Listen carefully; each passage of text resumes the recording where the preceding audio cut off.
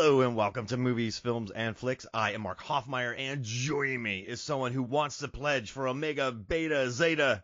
It's Anane Boetas. I'm already out the back door. I'm gone. I'm out of there. Poor Omega No. Beta Zetas.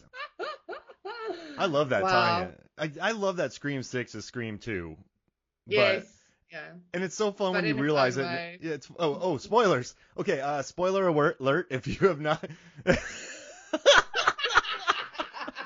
I know. Okay. If you have not seen Scream 6, I never do spoiler alert, so that's why we're laughing. I just remembered. If you haven't seen Scream 6, turn this off and then go watch Scream 6, or not, just listen to our show, whatever. It's all good. But yeah, this is a Scream 6 spoiler podcast, and we are going to spoil everything. That is correct. Sydney's the killer. Boom. I was reading, the directors were talking about Radio Silence was talking about Neve Campbell not coming back. And they wrote, well, one thing we had to do is we had to pivot and we had to write more for the core four. Yeah, that rhymes. And I just thought, you know what? That's good. Like I think sometimes legacy sequels and legacy franchises and rebootquels really do focus too much on the old characters coming back. So by Sydney not coming back, which as far as they wrote around it, she didn't need to, they focus more on the core four. And I think that made the core four stronger. I was going to try to rhyme core four with stronger. I don't know how that works. But, I remember sitting in the theater, and as soon as Chad, we think he got, Megan was like, I hate this movie. And when Chad lives, she's like, I love this movie. Like, she's a big fan of Chad There now. we go. And Yay! Chad is the best. Chad forever. I was reading about Chad, Mason Gooding, and you know what I didn't realize is that he's Cuba Gooding Jr.'s son.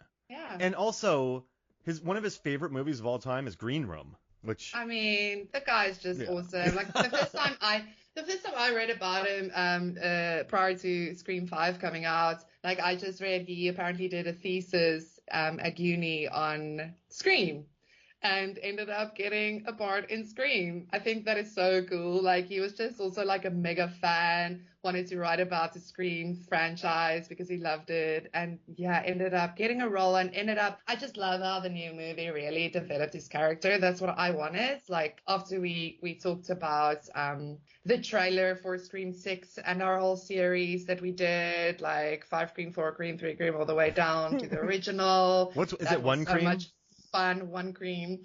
I was like, I still love Chad. I still pick him for my team, and I want the new movie to give me more Chad, and they did. I was gutted when they started to stab him like a freaking turkey in the end because I thought Chad was a goner. I was sitting there, no. Corey was looking at me because he knew I was not happy. He was like, are you okay, Samantha? I'm like, no, I'm not okay. Give me a moment. So I was very happy that he's okay. And Magic Blanket at the end saved like him and so many others because, really, Mason Gooding just brought the fun. He was really the fun of it. Like, I really just enjoy him so much. Within the core four, I love also the core four concept. It's so cool. Core four forever. And they all live, even though this movie. Listen, this movie, like a lot of the marketing for this movie, they're like, everyone's expendable. Melissa Barrera in her interviews, anyone can die. Mindy during her speech, franchises, anyone can go. Everyone. Every single one of the main characters lived, and that was on purpose. Radio Silence, they were talking about this. And they said from the beginning they knew that everyone was going to live. They said that was always the plan, and like they were always going to live. Bettinelli-Olpin said this: they were always going to live. On the last one we killed Dewey. Well, we didn't kill Dewey. I don't know why I'm saying that. That was hard. Like he's like that was hard in real life. So they said they killed Dewey, and then he's like, if we kill Gale, we'd hate ourselves. We'd hate the movie. And it's kind of like it's true. Like they don't need to kill off these major characters, but it just seems like an odd marketing tool. Everybody can die. But, I was thinking about, because you and I talked about this, the killers in this movie, they could care less about the movies. This is a revenge mission. They don't care about rules. So I think Mindy is talking about what would happen if a film lover, like the Scream fan in the beginning, did that. If Tony did that. And so, like, Actually, his name's not Tony. Just a second. Tony is... Oh, Jason. Yeah, if Jason Yes. was the first killer, and he might have played by the rules of horror films, but this And family, Richie. yeah, they just want to kill. Richie played by the rules. Yeah. This family just But wants to not. murder. So it's like, hey, and actually Mindy was right in this one. But if you're kind of like, well, I got to stick to horror rules, you're going to be wrong when the killers just want revenge.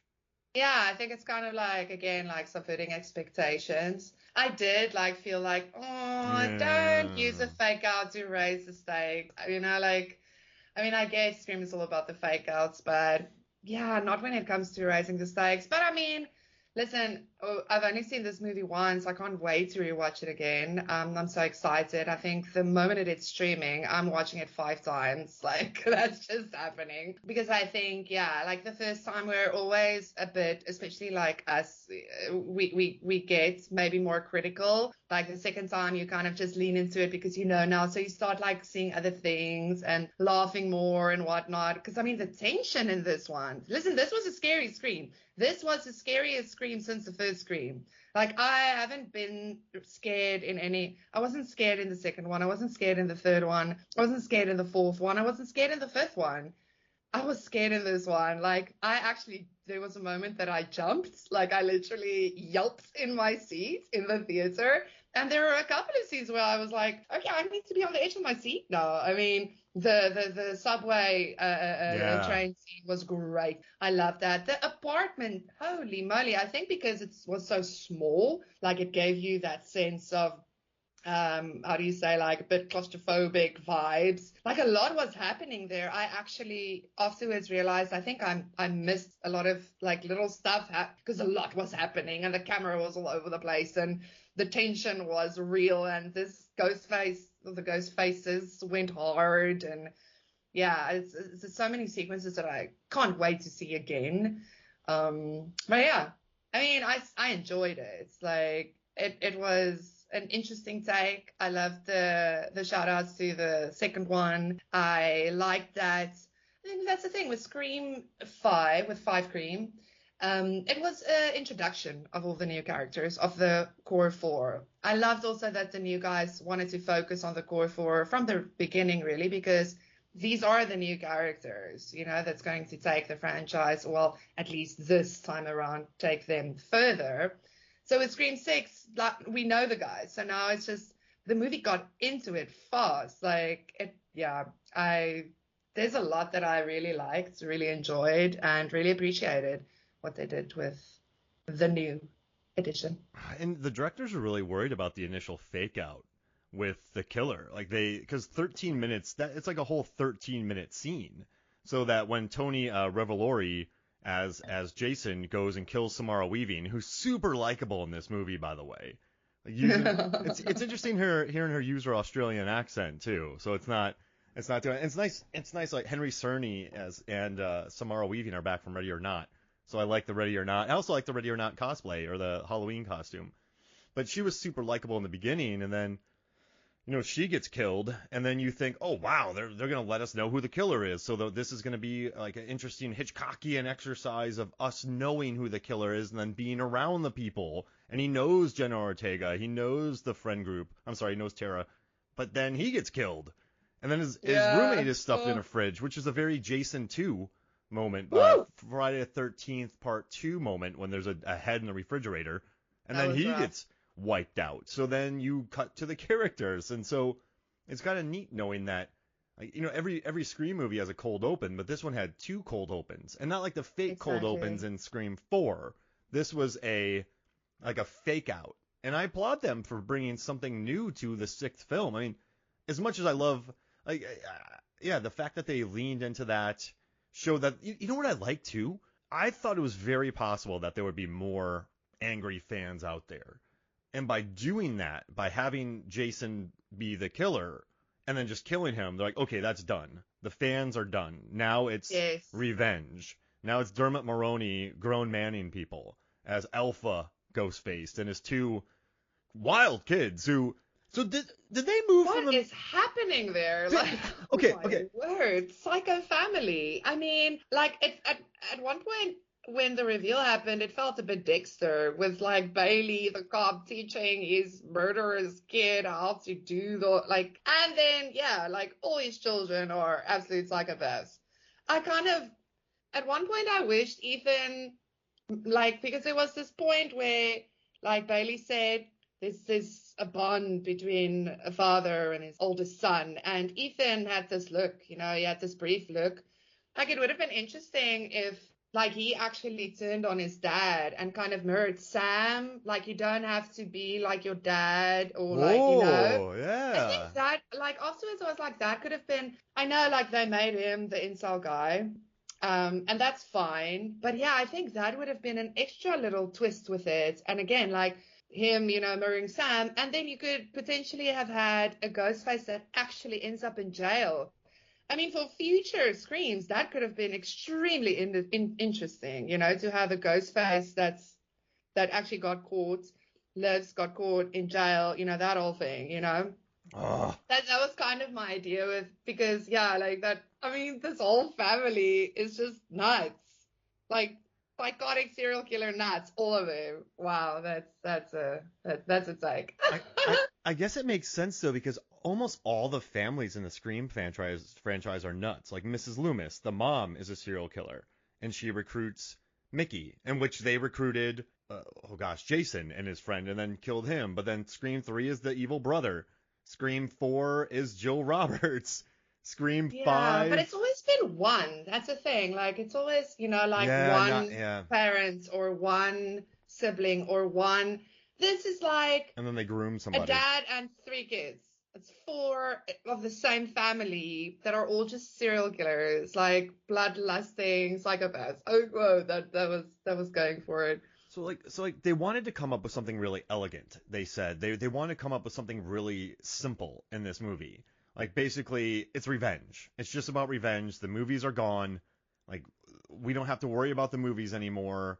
It's just Yeah, they wanted to step away from Stab because Stab was in the previous film, so they just wanted to take a break, which I get. I totally get that because I think it can get old the more you just do the same thing because it's a tricky thing. People don't want the same thing just given to them, but they also don't want something completely different that doesn't feel like what they know. So, I mean, like I have, criticisms of the movie. I enjoyed it a lot though.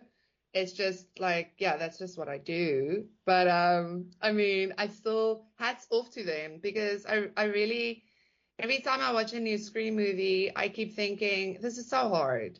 It's hard to make a new Scream yeah. movie. Not anyone can do that. And I really think they're doing a pretty decent job at it. They're still making it fun. It still feels like Scream. I loved the opening. I had the biggest smile on my face right before he took his mask off. He said something of, I'm seeing red. And I immediately perked up. I'm like, that doesn't sound like a normal ghost face. And then he took off the mask and I was like, oh yeah, we're going different. I love it. I mean, that it's little things like that. And then the same old things like boyfriend. What's new boyfriend's name? Oh gosh, he's great. Oh What a yeah. hottie. Yeah, he's so cool. And he's from She-Hulk. I like him a lot from that show. Danny Brackett played by Josh Segarra. There we Yeah. go, Josh Segura. You've got him like, in the window across, like yelling. Like there's a lot of stuff that still felt like Scream that they managed to do in New York in a different setting. I mean, yeah, there's just a lot that I really, really, really liked about this movie, and I'm probably gonna like it more every time I watch it anyways. Yeah, I will also lean into the crazy ending. Yeah, also, like, yeah, I told you, I immediately knew. The moment Quinn talked about her dead brother, I was like, oh, cool. Yeah, that's Richie, and that's the dad is the cop. And Ethan, I didn't know until like Mindy went on about him, and I was like, yeah, Mindy and Chad is saying that they're not both going to be wrong. But yeah, I mean, that was like fine. Can we also just talk about the wonderful ending where Kirby like smashed that TV into Ethan's head? I love Yes. it. I love it that they did that deliberately with the whole Stu isn't dead joke. Like it's Stu that is was done, y'all. Stu is done. so good because like that's the thing. This movie went hard. It was grueling, and I mean, Sam stabs the shit out of Bailey at the end. That was also, I was sitting there, couldn't really believe what I was seeing. Wow. Like, it's like, imagine they put Sydney in a Ghostface, like thing. I mean, that was just crazy seeing the heroine donning the Scream like outfit like her dad. But yeah, then like the goofy almost slapstick vibe with Kirby smashing that TV. Oh gosh, I loved it. That was so good. That was so funny. I'm glad she put the mask on. I mean, Nev put the mask on in Scream, so then she's putting Mhm. the mask on in Scream too. And one thing I really liked about this movie is listening to Radio Silence and the writers talk about this, where when they kind of said that Scream, Kevin Williamson and Wes Craven wrote Scream as like a full meal of a movie. They weren't thinking about Yes. Scream 2. When they made Scream Yes. 2, it was a full meal of a movie. You could have just ended it there. I'm going to keep saying this word, but when they wrote Scream 3, it's a full meal. Full Like, meal. you're done. Scream 4, full meal. Scream 5, Yeah. full meal. Meat and potatoes. Yeah. Yeah. Scream 6, full meal. Like, they're not looking to the future with each film. And I think that makes it really tough on them because you don't just have at the end, you see, I don't know, Bailey with a knife in his eye jumping up and going, I'm going to get them. Like just some like a stupid stinger, like, and I know what you did last summer. They're just thinking this movie's over. This movie stands on its own and it's over.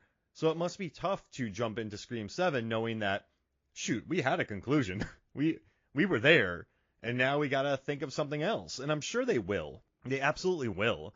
And I know that this plot, well, I want to talk about this with you, but Miss Loomis had to go undercover when she was posing as the reporter, and then Mickey was a student who a film what do you call him now? Like just the worst kind of film fan in Scream 2. And so then you draw those parallels with Scream 6, but this one, okay. So Richie in 5 Cream, he moves to be next to Sam. He somehow gets her to fall in love with him, and they work at a bowling alley together.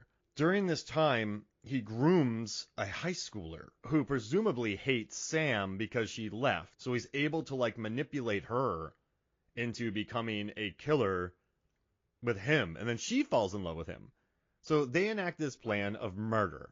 Richie is killed, and listen, she stabs him 22 times. Dude, Yeah. mess with her for years and try to kill her. Yeah. Stab him. You're not crazy. Yeah.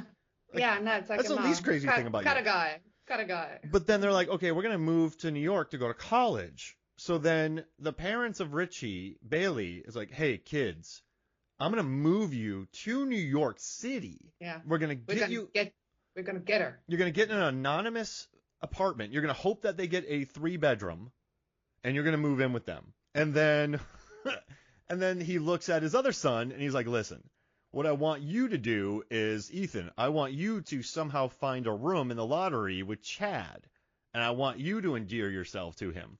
And then I'm going to transfer over there, and I'm also going to go around the country getting, California and New York and whatever the other films take place, and I'm going to get all the stuff from the police departments. I'm going to steal them.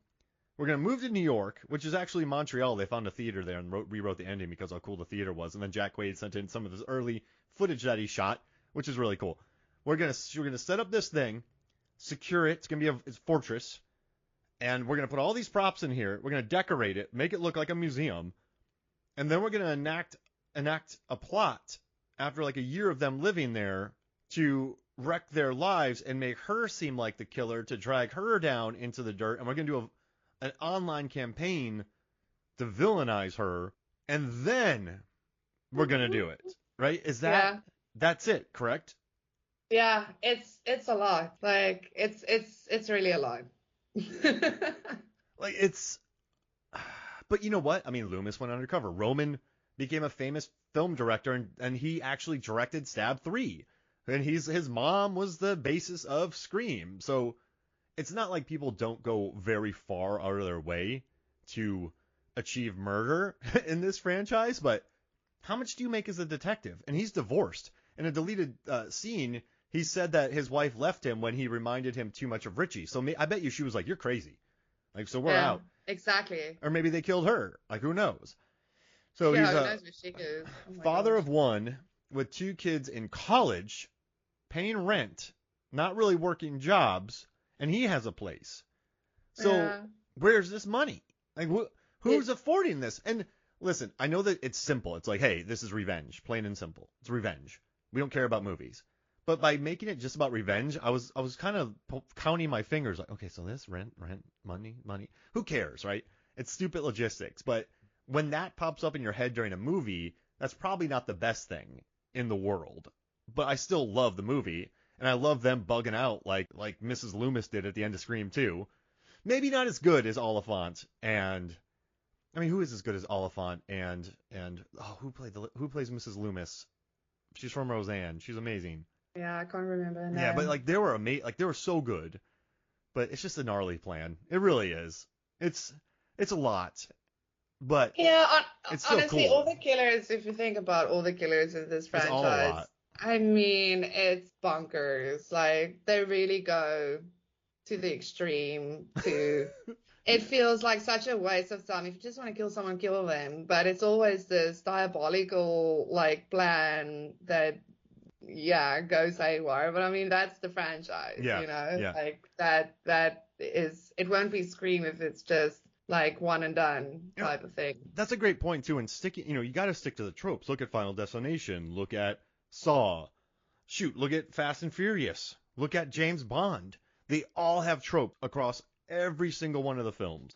So, Yeah. I mean, you're right. These killers are not like Roman is the one who nudged Stu and Billy to killing the mom, and then they Yeah. framed Cotton Weary.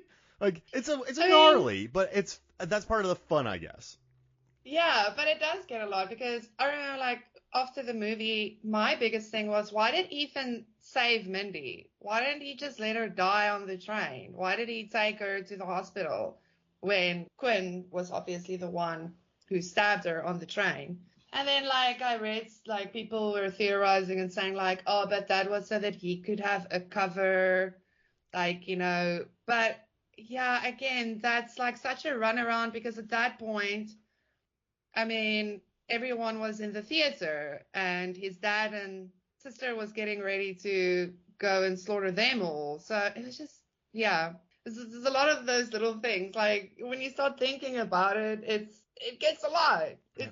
But I But mean, but when you mentioned about Ethan, no offense to the actor, I mean this guy was in Avatar 2. Like he's one of the big characters in Avatar 2, so he had a great right. year last year. So I'm not saying he's a bad actor. I just think the character, as far as Ethan, is very not there.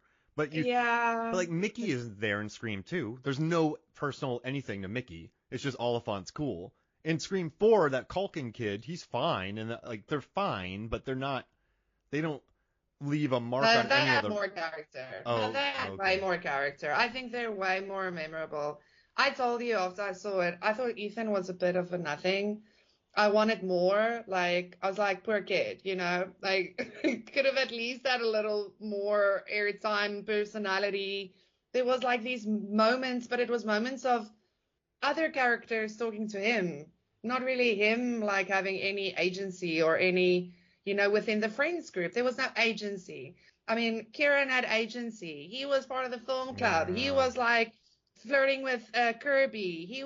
Kieran had a thing. Oliphant, he was like sowing discord between like people. They had agency. Ethan was just like there going, it's not me. Yeah. I don't want to die a virgin, it's And I thought like the actor was pretty good. I would have liked, he probably did have more scenes that they ended up cutting and whatever. Like I did read, they had to do like, lots of cutting to keep it tight. And I know that that can be difficult and stuff. But yeah, I felt like Quinn was great. Quinn was a character. Quinn, we felt like we know this girl. Ethan was like, what the fuck are you? yeah, But the yeah. fact that at the end we learned that he's apparently an incel, like he's got very weird ideas about things. I guess that's maybe why, because you can't really expect from someone to be this great an actor and pretend like they're this completely different person. So I guess the argument could be if we did see more of him, we would have seen that he's actually a weirdo. I don't know. Again, I would have liked actually if they made Ethan also a bit of a twist. I think that would have been a cool dynamic, and again something different, and still add to the twistiness of Scream and the commentary, and He starts liking Chad, not like as a bud. Like he's like, this guy's really a good dude. I'm not gonna kill him. Like, yeah, like Dad, I've done what you wanted my whole life. Like, you've always cherished Richie. I only do this to get your approval, and I feel horrifying about it. I have to yeah, I'm slash done. people.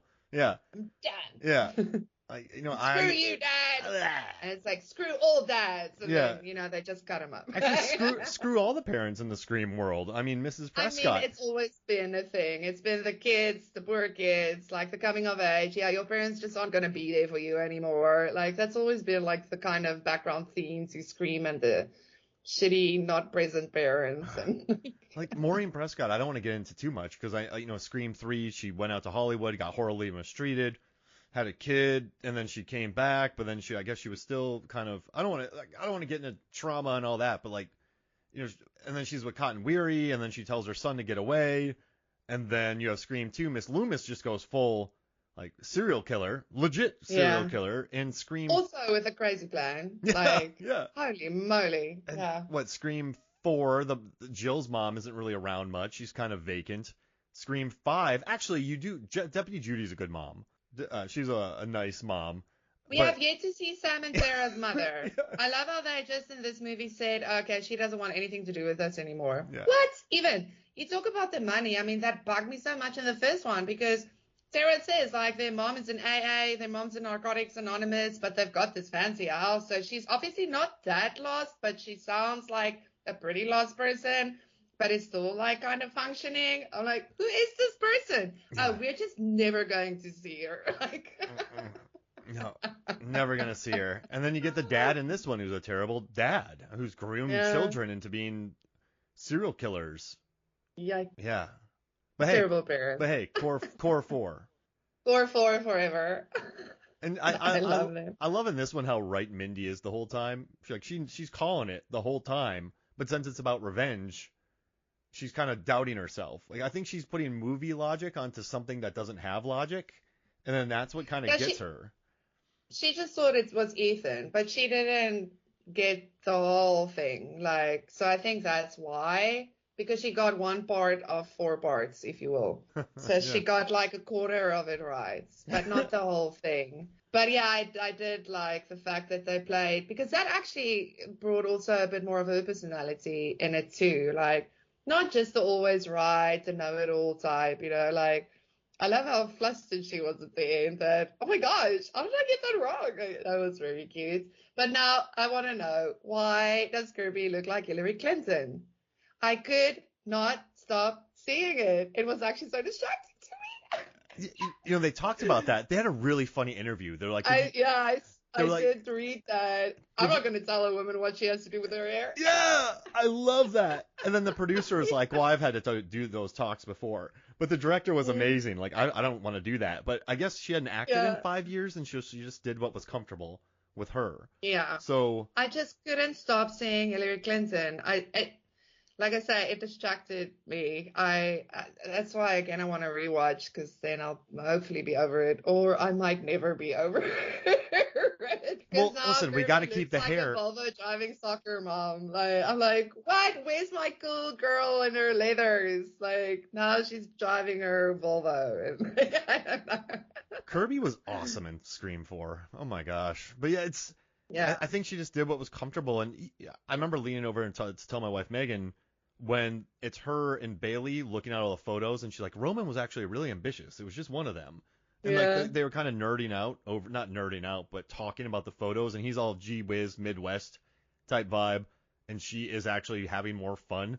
I wish I could have more of that, like the two of them riffing together. Not like romantic interest or anything, just two officers riffing cheekily about the things. Like I really like those scenes with her in it. But yeah, I guess I would have actually liked more with her and the core 4, having a bit of a more, like, she just hanging out with them and they're sussing out theories, because she feels so like, I'm also a Woodsboro survivor. Now she's doing it with Bailey, who ends up being the killer. I'm like, oh, poor girl. Like, she just never learns. I don't know. Like, she never sees it. Yeah. It's so obvious. so freaking obvious. I mean, but they weren't hiding it. I really believe that they didn't care about hiding it in this one because I don't even pay attention to who the killer is during the movies. I just try to let the experience wash over me. But I just went, yeah, they're the killers.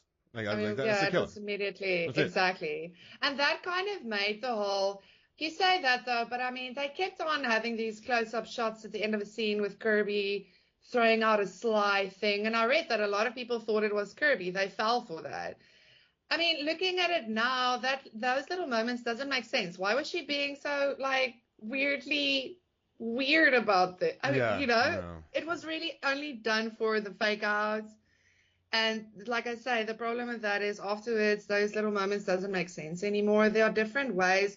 For instance, I was thinking, because I talked to you about this, because there are different ways of making someone a suspect without these like deliberate, quickly, look sneaky in the shots, you know? I mean, we've had in Scream 3, we had Emily Mortimer's character. I can't remember her name now. Alison. Anyway, Emily. When Nev caught her in the bathroom with the mask stuff, she was talking about, oh my gosh, how privileged it would have been for her to be able to play Sydney in the movie. And she was being so nice to Sydney.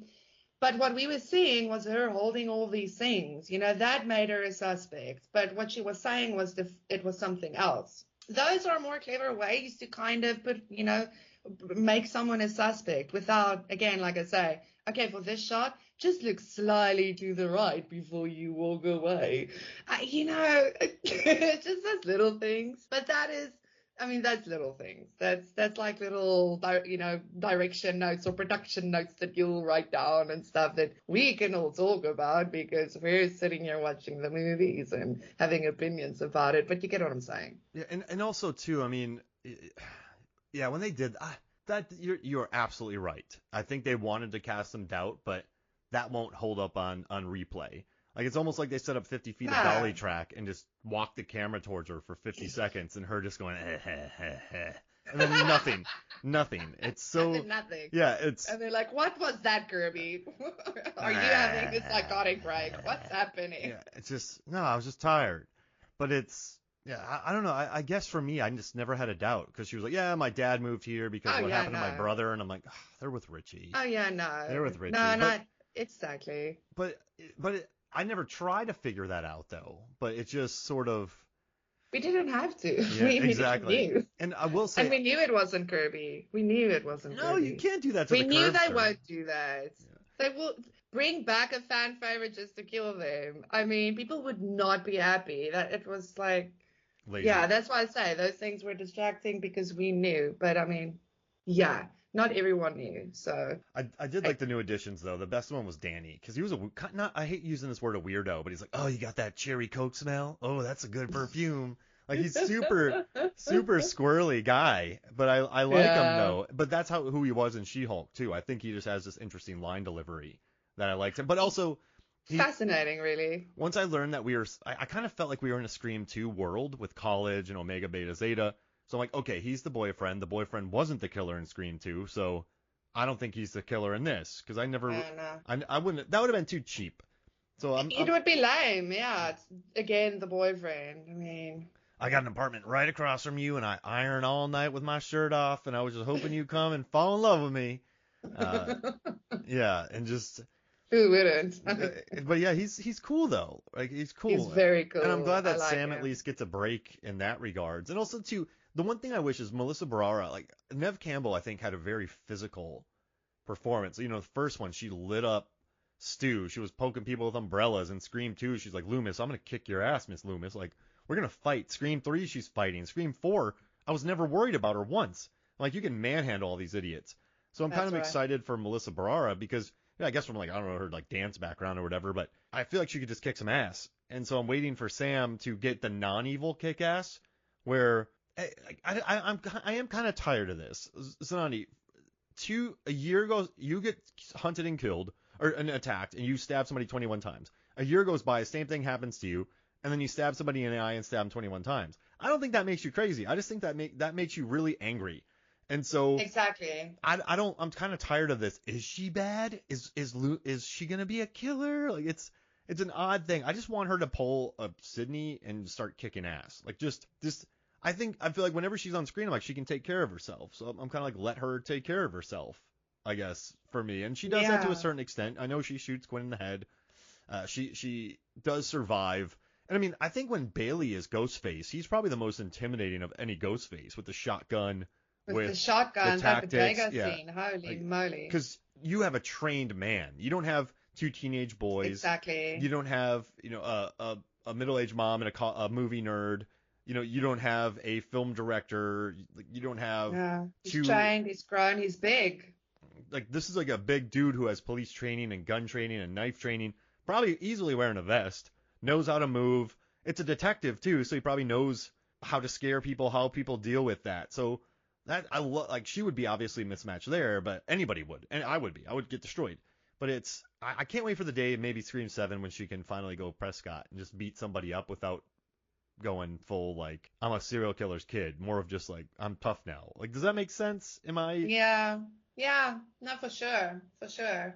I guess like, yeah, and this one too, like a lot of people commented on the fact that she took over like a mother role. So I think that the dynamics with her and her sister is also fun because Sam is the main girl, but her sister is right there with her too, which makes it different. Like in many ways, we don't have one Sydney, we have two, like we have two Sydneys. Oh yeah. I guess it's weird. Sydney was basically the same age of Tara in this movie, but Tara seems so far off. Maybe because the actual difference in age. I know Jenna Ortega is probably 20 years old. Yeah, So we're older now. yeah, so she's actually college We're age. old. Maybe Yeah, Sydney in those exactly. movies was probably like 26, 27. Uh-huh. So like Yeah. when you think about Sydney in Scream 2, she was older. And then Jenna 20-year-old Jenna Ortega who's kind of age appropriate. So Yes. but you're right that Wonderful. there's two Sydneys, and yeah, Megan liked Ortega a lot in this too. She's my wife Megan. She just said that like Jenna's really I mean she was in 250 commercials and like she's been crushing it for years. So she's actually Yeah, no, she's a she's doing veteran at well, this and she time. is good. Yeah. And so just watching her sort of grow as well in this movie, and I love the scene where she's gonna go upstairs with Frankie, and they stop it obviously. Yeah, Frankie gets tased in the balls. Yeah. But later on when she's talking to Chad, she's like, "Yeah, I'm glad I didn't do that. I had way too much to drink, and that wasn't good." And then I like Yeah. Chad's like, "Your sister loves you. Like I get it. It's probably annoying having her lord over you all the time, but like, what do you expect?" So I like that. I like that Tara had a moment of like, "Yeah, that was bad. And I'm glad y'all were there. Like, thank you for Yeah. getting my." I thought that Exactly. was strong writing at least for characters, and then her and Chad were good together. Like they had really Oh, good chemistry. love that. And that's also just the thing that I want to say is I love that the new movies, I told you this too after we watched it, is the fact that it feels like the new movies are definitely bringing in nice guy characters. I think that was lacking in the Wes Craven, Kevin Williamson Screams. We had Dewey and then Patrick Dempsey's character that came into the third one and we never saw him again. Those were the only two decent guys. And I say decent guys, but I mean, Dewey was troubled. I mean, he and Gal didn't make it in the end. Like now, yeah, we've got Chad, great guy. Like he's really turning out to be a solid. I mean, that is the kind of boy every mother wishes for that will grow into a strong, like dependable, like just decent freaking guy. We've got like Sam's new boyfriend, which seems awesome and supportive and understanding. I love when she says, "No, you can't come with. This is a us thing," and you can see he's like struggling to let her go and not be there to help her, but he understands. And I mean, that's so cool. It's so cool to see nice guys in Scream movies. It's something we're not used to, and I like that. It brings a nice balance to it all. Like Stu and Billy they were such dicks. Oh Just my word, just well, terrible from what the start. uh, Like, what about leave her Randy? alone. Was Randy a good guy? Randy was a little annoying prick, and he was a little bit too obsessive with Sydney also. So, Yeah. Randy is borderline. I mean, he was the film guy that everyone hated also. Like, just little Mr. Know-it-all. He's very obsessive, and he's always just so sarcastic and snarky with everyone. Chad isn't snarky. No. Like, you know? Just a nice dude. And also, I researched dude. this. So what I really liked reading was that Jasmine Savoy Brown and Mason Gooding, they talked about their characters. And what they learned was that twins normally have twins, like he learned that between twins, they usually take on a more dominant and submissive persona. And so what he said was maybe one calls the shots while the other is happy to execute thereafter. And clearly Chad is a submissive one between the two. He's aware that Mindy has more cunning composition about her that he's both willing to buy into and also just takes as matter of fact. It's why they bicker a lot. And when he tries to assert himself in moments, she's not really willing to hear it. And I which love is it. really like they actually looked That's into so how cool. twins behave, and he also said that he likes being a character who just sort of lets his sister talk. Like he's not that Yes. like he's happy letting a woman take charge. Yes. But I thought that was interesting. They developed this persona of twins, and one's the dominant, one's the submissive. And so cool. he also said he watched it with his mom. He's like, that being said, I still watch it with my mom, and she's like, you should be dead. And she goes, and thank you for making me watch that because that's maybe my biggest nightmare. That's what his mom said to him. Of course. Oh my gosh. Yeah, I can just imagine. But I love it. I think Mindy had more to do in Scream 5. She had the floor. So I like that Chad had an opportunity in Scream 6 to, especially his moments with Jenna. I love that the writers also said in that interview that we're talking about, referring to a lot in this pod, they didn't plan for the two to hook up, like Jenna and Ortega and Chad. Like that just that was an idea and it just worked. And I'm like, yeah, it did. Amazingly so. I didn't even think of that being an option. And the moment they started doing that on screen, I was like, I am shipping this. I am very here for this. Yeah, just two likable people. Like it's nice. And their chemistry is beautiful. Yeah. And that's the thing. I think the new Scream movies are definitely bringing a sincerity to it that, again, we weren't used to. Like, the previous stuff, this is a lot of meta stuff. We didn't really have the most sincere moments would have been between Dewey and Gail, especially in the beginning, Yeah. And I think in the middle, we started kind of losing that in the Scream movies. And yeah, I feel like now with the core four, like all four of them really, and how they talk to each other and the fact that they moved together. I mean, that was like when they were sitting around the table talking about, everything. It was very cool. I liked it. I actually appreciated it, especially in a movie that started off so violently. I felt like they didn't cheapen the survivor factor. They didn't cheapen the women who aren't believed and are like prosecuted by public opinions, and they didn't cheapen any of that. They still had sincere moments in there without it being like all preachy or all eye rolling, or it wasn't. It was just genuinely sincere and there, and okay, we're moving on. And I really like that. It's a rich movie, really. That's why I want to watch it again, Mark. And this is a great point. They said that the radio silence said that we did that one, and they sort of did the rebootquel, and then they're like, there was a baton pass, and this one is ours. But what I love most about this one is at the end, Kirby says legacy isn't bad. So the fact that they were able to pass the baton over, so Halloween Kills, right? David Gordon Green had to do the one for the studio to set it up, and then when he got the baton, he threw that baton into a lava pit and just melted it and flicked off everybody. And I love Halloween Ends, by the way, but he just did a double FU to everybody. This one, when they got the baton, they still respect the legacy of it. But like you said, it's much more sincere. Everything was meta. Scream 4, they meet up in a meeting, it's meta. They're in film class, it's meta. Scream 2, they're talking about sequels, it's meta. Scream 3 is all about movie making, it's so meta. And so this one, I think you're absolutely right. They took it.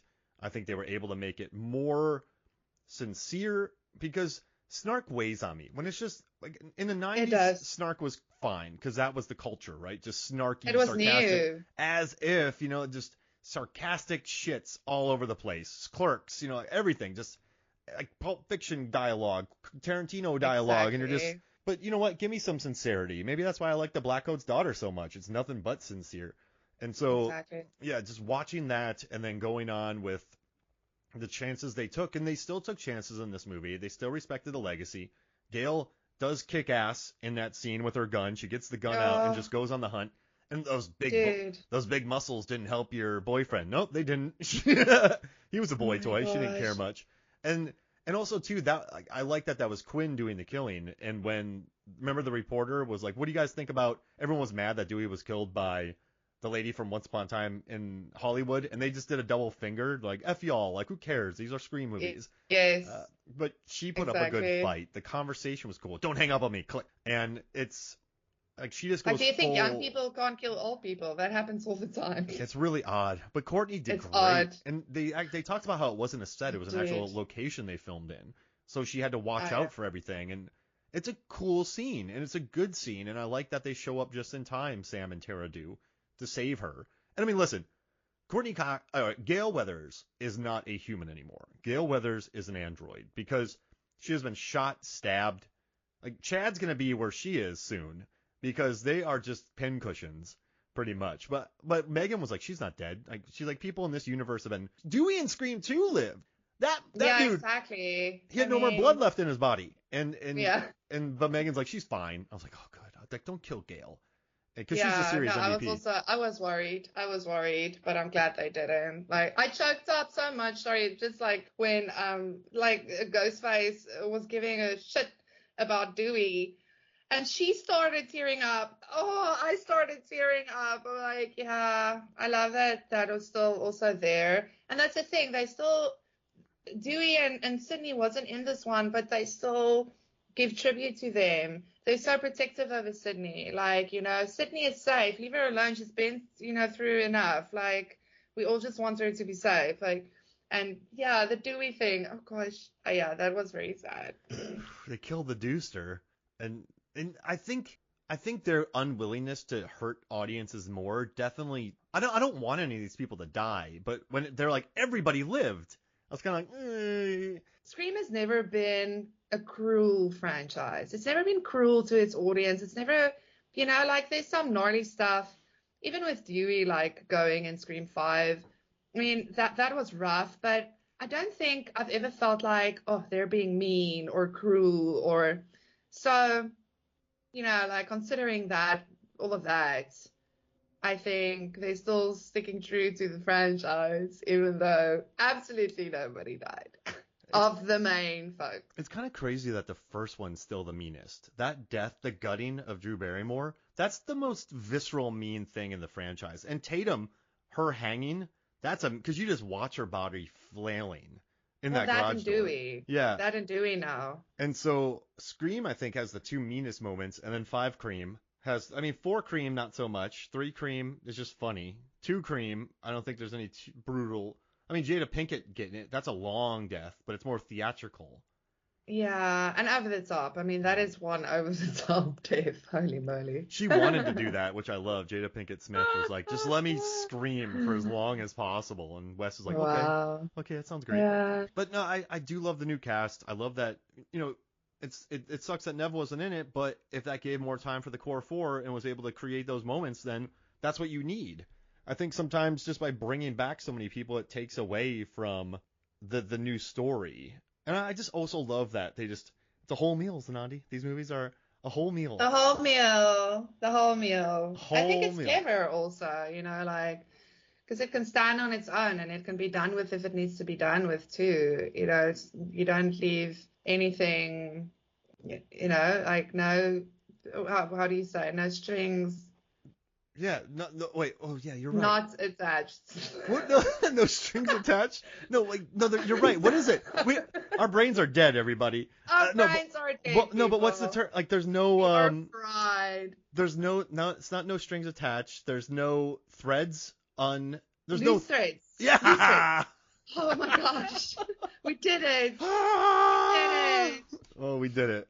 But hey, listen, I absolutely love this movie, and I'm glad you came. Is there anything else that we haven't talked about on this? I mean, I think we covered most. Listen, we're going to talk about Scream again down the road, and because we can always talk about Scream, but I think this is our initial reactions podcast. We shall revisit it again later on. But yeah, I think we hit the marks that we wanted to talk about. And it was a great movie and it was fun. I like it a lot. And also, too, this is the first time I felt comfortable recording a few days after a movie comes out on a Friday because it made 45 million this weekend. But there's so many articles out. I was able to read so much about this movie that this isn't. I don't really like doing immediate reaction episodes, but I think this was fine because there's the interviews out there by Radio Silence are thorough, and so I'm very happy about that. People have watched it. I mean, I've seen like there's a lot of rankings on Twitter, and it's surprising. A lot of people are putting this that they're number 2, either number 2 or number 3. Like the people who put it at number 3 puts 2 in second place, Scream 2 in second place, but a lot of folks are like, this is my second favorite movie. Wow. So yeah, the movie is doing really well. Which great. I love it. Give it up for the kids. I would have put 2 first, but I think that CC moment in the middle and then the car scene kind of drag it down a little bit. I don't know. I don't even want to rank them anymore.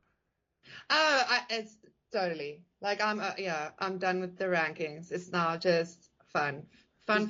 Like they're all so different though. Scream 1's the meanest. Scream 1 is the blockbuster. Scream 2 is the very successful year later sequel. Scream 3 is bonkers fest. Scream 4 is better than people give it credit for. I mean, I love Jill's speech in that movie. I think there's also bonkers fest. Yeah. 5 is good. It's like a very successful rebootquel. 6 I think goes off on its own and it's definitely more sincere. I don't think it touches 1, but it's impossible.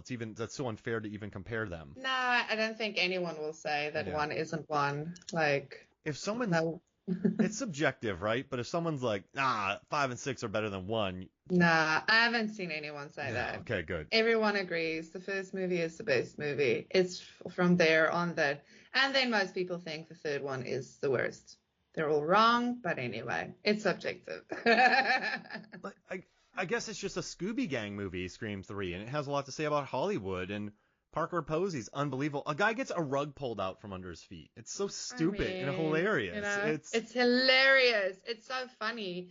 I've seen people like, when the trailer for Scream 6 came out, a lot of people were like, but where's the comedy that Scream always has? And I'm like, shush. I don't even want to hear it because you people say Scream 3 sucks. That was all about the comedy. So do not come at me with, where's the comedy?